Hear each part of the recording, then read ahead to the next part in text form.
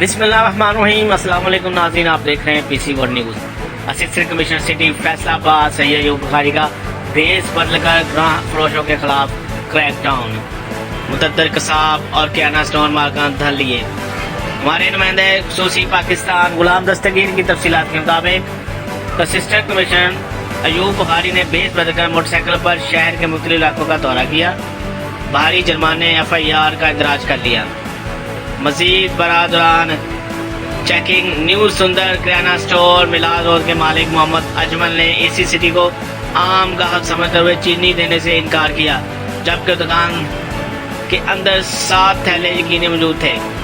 AC city نے موقع پر police طلب کر کے مذکورہ چینی سرکاری تحویل میں لے لی۔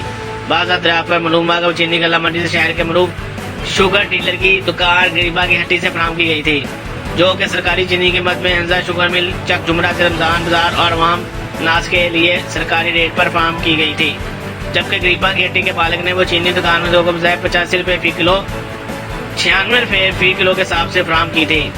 موقع پر رسید کو سرکاری تحویل میں لے کر مالک نیو سندر کرانہ سٹور محمد اجمل کو موقع پر گرفتار کیا۔